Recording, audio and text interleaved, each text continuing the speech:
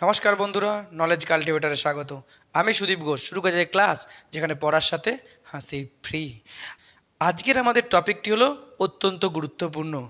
সামনেই 22শে জানুয়ারি অযোধ্যায় উদ্বোধন হতে চলেছে রাম মন্দির, আর সেই নিয়ে সেজে উঠেছে গোটা অযোধ্যা। আর তার সাথেই তাল মিলিয়ে সারা ভারতবর্ষ জুড়ে এই রাম মন্দির রব চলছে। শুধু যে রাম মন্দিরের প্রাণ প্রতিষ্ঠার উৎসব চলছে তা নয়, তার সাথেও কিন্তু বিভিন্ন বিতর্ক চলছে। রাম মন্দির আন্দোলনের দীর্ঘদিনের ইতিহাস নিয়ে আমি একটি ভিডিও করেছিলাম। তার পরবর্তীতে আরও একটি ভিডিও করেছিলাম, যেটি হলো সুপ্রিম কোর্টে রাম মন্দির জাজমেন্ট নিয়ে। সেই দুটি ভিডিও আপনারা ভালোবেসেছেন। তো সেই দুটি ভিডিও যদি দেখতে চান, তাহলে এই ভিডিও ডেসক্রিপশন বক্সে তার লিঙ্ক দেওয়া আছে। আজকের ভিডিও এই যে রাম মন্দির উদ্বোধন হতে চলেছে, সেই রাম মন্দিরের বৈশিষ্ট্য নিয়ে, ফিচার্স অফ রাম মন্দির।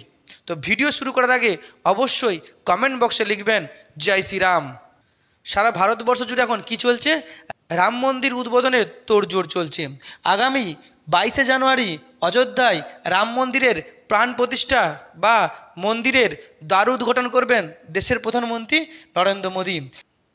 আর সুপ্রিম কোর্টের নির্দেশে যে রাম মন্দির তৈরি হচ্ছে, তার পুরো দায়িত্ব বা যাকে দেওয়া হয়েছে, সেই ট্রাস্টির নাম হলো রাম জন্মভূমি তীর্থক্ষেত্র। এই রাম জন্মভূমি তীর্থক্ষেত্র উত্তরপ্রদেশের অযোধ্যাতে এই রাম মন্দির তৈরি করছে, যেটা হলো রামের জন্মস্থান। দীর্ঘ কয়েকশো বছরের ইতিহাস পার করে প্রতিষ্ঠা হতে চলেছে রাম মন্দিরের। তো সেই রাম মন্দিরের বৈশিষ্ট্যই আজকের ভিডিও। একে একে বৈশিষ্ট্যগুলো আলোচনা করব, যা কম্পিটিটিভ এক্সামের কারেন্ট অ্যাফেয়ার্সের জন্য কিন্তু অত্যন্ত গুরুত্বপূর্ণ। প্রথমেই যে মন্দির তৈরি হচ্ছে, সেই মন্দিরটি কতটা জায়গার উপরে হতে চলেছে? মন্দিরটি প্রায় 2.7 একর জায়গার উপরে হতে চলেছে, যা মূল ক্ষেত্র, অর্থাৎ 70 একরের মধ্যে 2.7 একরে কিন্তু মূল মন্দির তৈরি হবে, যা সুপ্রিম কোর্টের নির্দেশে। আর এই মন্দির যে তৈরি হচ্ছে, সেখানে কত টাকা খরচ হচ্ছে?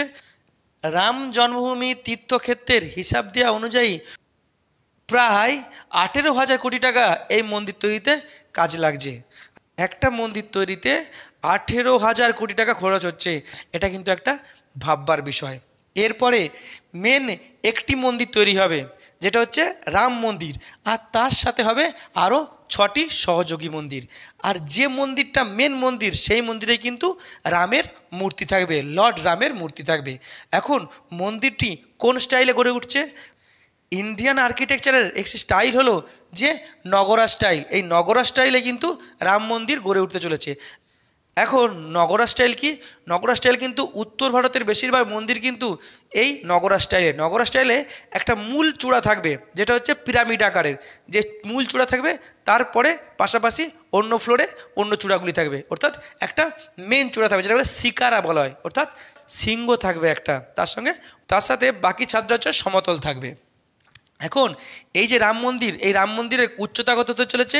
রাম মন্দিরের হাইট হতে চলেছে 161 ফিট। আর এটা কতলা বিল্ডিং? এটা হচ্ছে মোট 3 তলা বিল্ডিং, অর্থাৎ রাম মন্দিরটা হবে 3 তলা, 3 স্টোরিড।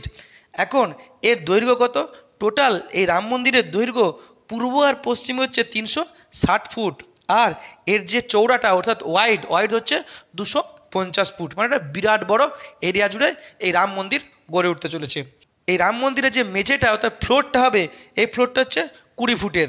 আর এই রাম মন্দিরে মোট কতগুলি পিলার বা স্তম্ভ থাকবে? মোট 392টি কিন্তু পিলার থাকবে। আর কতগুলি গেট থাকবে? এই রাম মন্দিরের মোট গেট থাকবে 44টি গেট থাকবে। আর মেন যে গেটটা, যেটা হচ্ছে সিংহদুয়ার, সে সিংহদুয়ারে 32টা সিঁড়ি থাকবে। 32টা সিঁড়ি ভেঙে আমাদেরকে রাম মন্দিরের উপরে উঠতে হবে। এখন এই গেট বাদেও রাম মন্দিরে প্যাভিলিয়ন থাকবে। প্যাভিলিয়ন মানে হচ্ছে মণ্ডপ থাকবে। মোট 5টি প্যাভিলিয়ন থাকবে। প্যাভিলিয়নগুলির মধ্যে একটা হচ্ছে ডান্স নাচের প্যাভিলিয়ন, একটা হচ্ছে কালার রঙের প্যাভিলিয়ন, একটা হচ্ছে শোভা থাকবে, যেখানে শোভা হবে ধর্মশোভা, আর একটা থাকবে প্রেয়ার, যেখানে তীর্থযাত্রীরা প্রার্থনা করতে পারবে, আর একটা প্যাভিলিয়ন হবে কীর্তন, যেখানে কীর্তন গান চলবে। মোট 5টি এখানে প্যাভিলিয়ন বা মণ্ডপ থাকবে। আর রাম মন্দিরের যে ফার্স্ট ফ্লোরটা নিচেটায়, সেটা হচ্ছে মেন পার্ট। এই মেন পার্ট, যেটাকে গর্ভগৃহ বলা হয়, এই গর্ভগৃহতে থেকেই থাকবে রামলালার মূর্তি থাকবে, অর্থাৎ ভগবান রামের একটা শৈশবের মূর্তি থাকবে, অর্থাৎ চাইল্ড আইডল অফ রাম, অর্থাৎ যেটাকে রামলালা বলছি। অর্থাৎ যেহেতু এখানে রামের জন্ম হয়েছিল, তাই রামের একটা শিশু অবস্থার শৈশবের তার একটা মূর্তি থাকবে। আর এই মূর্তি অর্থাৎ মেন পার্ট অর্থাৎ এই গর্ভগৃহের বাইরে থাকবে রাম দরবার, যেখানে মানুষজন যে তাদের মনস্কামনা পূর্ণ করার জন্য প্রার্থনা করতে পারবে। আর এই মন্দিরের চারিদিকে একটা পার্কোটা থাকবে। পার্কোটা বলতে রেক্ট্যাঙ্গুলার ওয়াল, অর্থাৎ একটা আয়তক্ষেত্রের মতো একটা চারিদিকে দেয়াল থাকবে, যে দেয়ালটার মোট লেন্থ হচ্ছে 732 মিটার। আর এর চৌড়াই হবে প্রায় 14 ফিট। আর এই দেওয়ালের টোটাল যে এরিয়াটা, এই দেওয়ালের 4টে কোণে মোট 4টে মন্দির থাকবে। একটা মন্দির হবে সূর্যদেবের অর্থাৎ সূর্যদেবের, আর একটা থাকবে দেবী ভগবতীর মন্দির, আর একটা থাকবে গণেশের মন্দির, একটা থাকবে লর্ড শিবের মন্দির। আর উত্তরে আর দক্ষিণে আরও 2টো মন্দির থাকবে। উত্তরে থাকবে কে অন্নপূর্ণার মন্দির, আর দক্ষিণে থাকবে হনুমানজির মন্দির। আর এই রাম মন্দিরের কাছে একটা কূপ থাকবে, অর্থাৎ একটা কুয়ো থাকবে, যে কুয়োটাতে থাকবে কি সীতাকূপ, যেখানে এই রাম মন্দিরের কাছে একটা সীতাকূপ অর্থাৎ একটা কুয়ো যার নাম হবে সীতাকূপ থাকবে। আর এই যে রাম মন্দির, এটা যে একটা বিতর্ক চলছে, তার একটা মেন বিতর্ক হচ্ছে বিভিন্ন হিন্দু ধর্মের লোক কিন্তু এটাকে বয়কট করছে। বিশেষ করে শঙ্করাচার্য বা অন্যান্য যারা আছে তারা বয়কট করছে। তারা বলছে যে এখনও রাম মন্দির পুরোপুরি কিন্তু নির্মাণ হয়নি, তার আগেই কেন মেন মন্দিরের উদ্বোধন হচ্ছে। তাদের কথা মতো যে পুরো স্বাস্থ্য মেনে হচ্ছে না, যে কোনো স্বাস্থ্য মেনে কোনো মন্দির উদ্বোধন করতে গেলে তার টোটাল কনস্ট্রাকশন হওয়ার পরে উদ্বোধন করতে হয়, কিন্তু এত তাড়াহুড়ো করা হচ্ছে, শুধুমাত্র মেন মন্দিরের উদ্বোধন করা হচ্ছে। আর সেই কারণেই এখানে আরেকটা প্রশ্ন আছে, এই যে উদ্বোধন হতে চলেছে আগামী 22শে জানুয়ারি, সেটা হচ্ছে মেন যে মন্দিরটা অর্থাৎ রাম মন্দিরের, এর পাশাপাশি কিন্তু আরও কনস্ট্রাকশন কিন্তু চলছে, যা আগামী দিনে হবে। সেখানে এটাই বলা হয়েছে টোটাল যে মন্দির কমপ্লেক্সটা, সেই মন্দির কমপ্লেক্সে আরও কতগুলো মন্দির তৈরি করা হবে।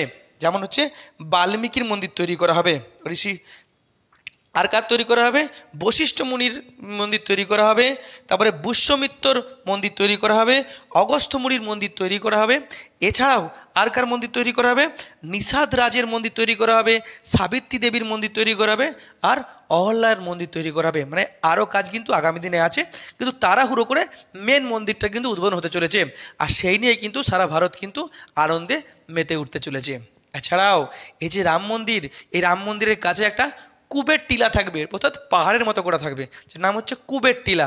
আর এই কুবের টিলাতে কি থাকবে, একটা শিবের মূর্তি থাকবে, আর থাকবে জটায়ু পাখি, যে জটায়ু পাখি যখন মা সীতাকে অপহরণ করে নিয়ে যাচ্ছিল তখন সে পথ দেখিয়েছিল, সেই জটায়ুর কিন্তু একটা মূর্তি থাকবে।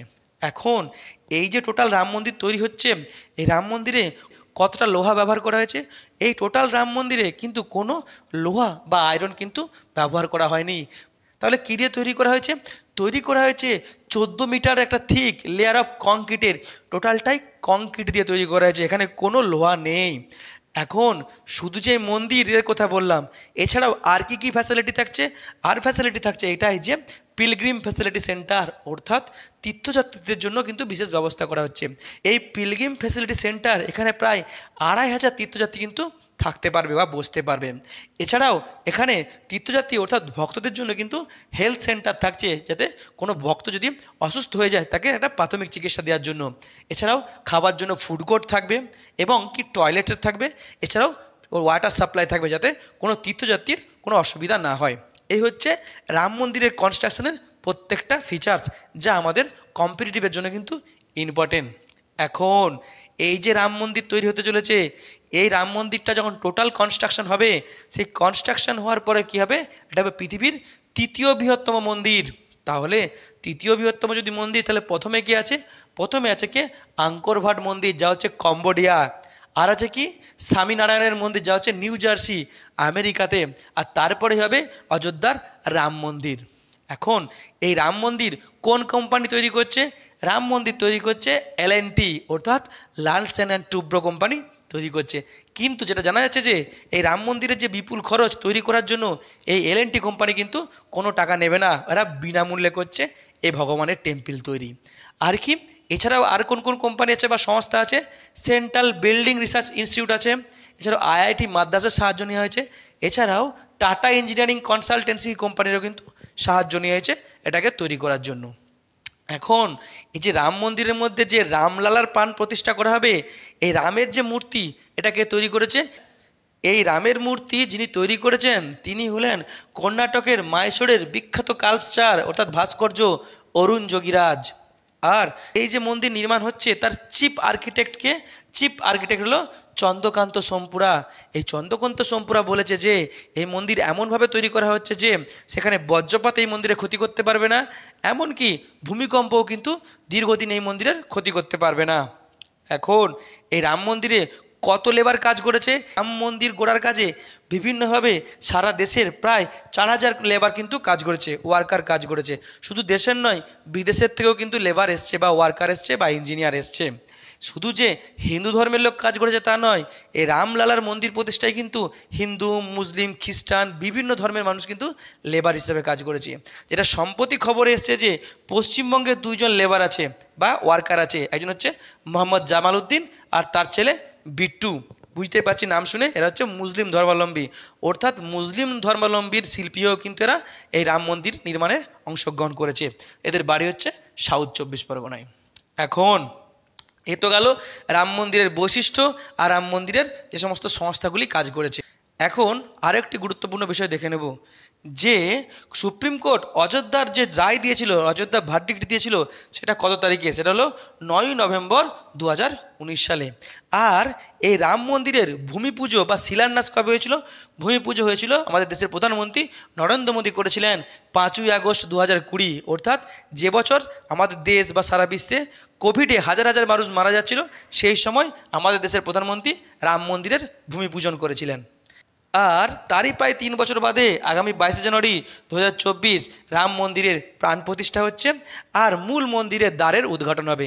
আরও কিন্তু আগামী দিনে নির্মাণ কার্য কিন্তু চলতে থাকবে, আবার কিন্তু উদ্বোধন কিন্তু হতেই থাকবে। এখন এই যে রাম মন্দির তৈরি হচ্ছে এ নিয়ে কিন্তু বিরাট বিতর্ক দেখা দিয়েছে। কি বিতর্ক হচ্ছে? একটা বিতর্ক দেখা দিয়েছে, এক শ্রেণীর ভারতীয় ধর্মাবলম্বী মানুষ বা ধর্মগুরুরাকে বয়কট করেছে।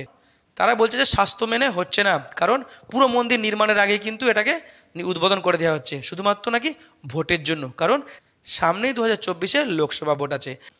আর এই অভিযোগ কিন্তু বিরোধীরাও তুলেছে। তারাও বলছে যে আমাদের দেশে ধর্ম যেহেতু খুব সেন্সিটিভ ইস্যু, তাই প্রধানমন্ত্রী অর্থাৎ বিজেপির মেন নেতা বিশেষ করে ভোটের আগে ধর্ম ইস্যুকে কাজে লাগাতে চলেছে। আর আমরা জানি যে বিজেপির একটা আলাদাই ইস্যু আছে, যেটা হচ্ছে ধর্মের ইস্যু। এখানে সেই কথাই বলা হচ্ছে, বিরোধীরা তাই অভিযোগ করছে যে ভোটের আগে আমাদের দেশের কোনোটা সরকারের তৈরি করা উচিত ছিল হাসপাতাল, university, college, IIT, AIIMS, industry, কিন্তু সেখানে মন্দির তৈরি করা হচ্ছে। মন্দির তৈরি করলে কি হবে? বরং যদি এই সবগুলো যদি তৈরি করা যায় বা বিজ্ঞান গবেষণাগার তৈরি করা যায়, তাহলে হাজার হাজার মানুষের কর্মসংস্থান হবে, শিক্ষার হার ব্যাপক বাড়বে এবং বিজ্ঞানে ভারত অনেকটা এগিয়ে যাবে। এখন মন্দির তৈরি করা ভালো না হসপিটাল তৈরি করা ভালো, কলেজ তৈরি করা ভালো, আইআইটি তৈরি করা ভালো, এইমস তৈরি করা ভালো, সেই নিয়ে কিন্তু বিতর্ক আছে। তবে এই যে রাম মন্দির তৈরি হচ্ছে এখানে কিন্তু একটা কাজ কিন্তু হবে, যতই ধর্মীয় সুরসুরি থাকুক, ভোটে জিতার ব্যাপার থাকুক, এখানে কি হবে যে উত্তরপ্রদেশের অযোধ্যাতে যে ইন্ডাস্ট্রি, বিশেষ করে ট্যুরিজম ইন্ডাস্ট্রি কিন্তু ব্যাপকভাবে গড়ে উঠবে। এখনই সারা ভারত থেকে বিদেশ থেকে প্রচুর পর্যটক আসতে শুরু করেছে রাম মন্দিরের উদ্বোধনকে কেন্দ্র করে। তাহলে প্রতি বছর কিন্তু প্রচুর কিন্তু পর্যটক আসবে, অর্থাৎ ট্যুরিজম ইন্ডাস্ট্রি কিন্তু ব্যাপক এখানে ডেভেলপ করবে। এখন কিন্তু বিরোধীরা যে অভিযোগ তুলেছে যে এর থেকে হাসপাতাল, ইউনিভার্সিটি, কলেজ এসব তৈরি করা ভালো, এটাও কিন্তু ঠিক। আমাদের এখন উচিত কি? শিক্ষায় দেশকে আগিয়ে নিয়ে যেতে হবে, শিল্পের দেশকে আগিয়ে নিয়ে যেতে হবে, স্বাস্থ্য দেশকে আগিয়ে নিয়ে যেতে হবে। কারণ আমরা জানি কোভিডের সময় আমাদেরকে দেখিয়ে দিয়েছে আমাদের দেশের স্বাস্থ্য ব্যবস্থা কতটা খারাপ। তাই একটা মন্দির তৈরি করলে কিন্তু আমাদেরকে 5টা ইউনিভার্সিটি তৈরি করতে হবে, 10টা কলেজ তৈরি করতে হবে, অনেক আইআইটি তৈরি করতে হবে, অনেক এইমস তৈরি করতে হবে, অনেক ইউনিভার্সিটি তৈরি করতে হবে। আর সেটাই কিন্তু সরকারের নীতি হওয়া উচিত। তাই একটা রাম মন্দির আমাদের দেশের জন্য ভালো। তাই ভগবান রামের মন্দির প্রতিষ্ঠা হওয়ার পর এরপর সরকারের হোক যে শিক্ষায় শিল্পে উন্নত হোক, রাজনীতি থেকে ধর্ম বেরিয়ে যাক, রাজনীতি হোক বেকারত্বের উপরে, দ্রব্যমূল্যের বৃদ্ধির উপরে, কৃষকের ফসলের দামের উপরে, শ্রমিকের ঘামের উপরে, শিল্পায়নের উপরে। তবে আমাদের দেশ অন্য দেশের থেকে অনেকটা এগিয়ে যাবে। তবেই ভগবান রাম আমাদের উপরে খুশি হবেন এবং আমাদেরকে আশীর্বাদ করবেন। আমরা জানি ভারত কিন্তু অবশ্যই এগিয়ে যাবে আগামী দিনে শিল্পের উপর নির্ভর করে, বিজ্ঞানের উপর নির্ভর করে, কারণ ভগবান রাম আমাদের সবসময় সঙ্গে আছেন। ভগবান রামের পায়ে প্রণাম জানিয়ে আজকে ভিডিওটি এখানে শেষ করলাম। ভিডিওটি যদি ভালো লাগে তো অবশ্যই লাইক, কমেন্ট, শেয়ার এবং চ্যানেলটি সাবস্ক্রাইব করতে ভুলবেন না। আবার দেখা হবে নতুন একটি ভিডিওতে। ততক্ষণ পড়তে থাকুন, হাসতে থাকুন।